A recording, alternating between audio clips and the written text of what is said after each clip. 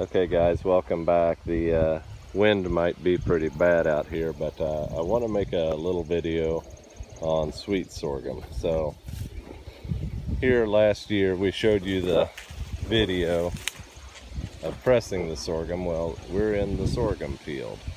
There's a poor spot right there, had a little iron blight, but you can see that the sorghum is real thin there because of that. That is my shade tree for my calves, and there's also a hydrant there, and I happen to like that big cottonwood tree, big pretty cottonwood tree. Anyway, so we have come by here with the cultivator and we have cultivated. You can see what we've done with the ridges, and so the next thing that we need to do here is we need to come in and thin the plants. And so we will come through here by hand and we will thin and lay them in the furrow in between the rows like that. And they will provide shade and canopy. And so when we get a row thinned, I want to show you a row here. This row here has been thinned, and that's about the that's just a hair thick, but about the right density. You know, if we could get a stalk every 4 inches, 3 inches, that would be great. We do plant a little bit thicker, and like, you know, most of the things that we do organically, we have to have our plants a little bit thicker.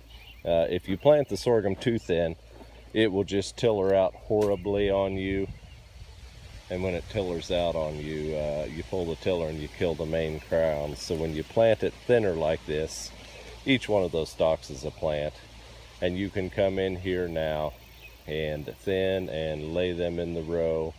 And if we get another rain, you know, the sorghum will have utter domination. We are actually in the garden. There's the tomatoes, and we just got done laying the onions out, and so they'll dry in the field a little bit. But anyway, I wanted to show you the sweet sorghum field and talk to you a little bit about thinning and about that culture. Lastly here, you guys like looking at machines, and so here is the cultivator that we use. If you notice, it's the exact same cultivator that I use in my field crop. It's a Massey 440 cultivator. The nice thing about the 440 cultivator is on this center row unit, you know, when you have a 2-row cultivator, your guide fin that runs right in the center of the tractor in between the 2 rows, so you can bolt it to the row unit. And so you run this cultivator, try and show you there. You run this cultivator with no stabilizer bars whatsoever.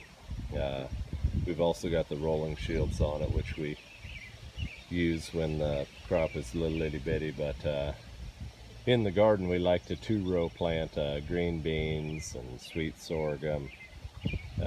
We do corn. I'm trying to think, we do a couple other things. We do the onions and potatoes on ridges, but so you can cultivate the onions and potatoes on the ridges, and you know, you can push up your ridges in the garden with this cultivator just by moving your speed. And then you can also change the length of your top link so that your cultivator, I had it for that final pass, I raked the cultivator back a hair, and when you rake the cultivator back a hair, that center tooth digs in a lot deeper. It ridges a little bit better. So anyway guys, that's a look at the sweet sorghum in the garden and the 2-row cultivator. Thanks a lot.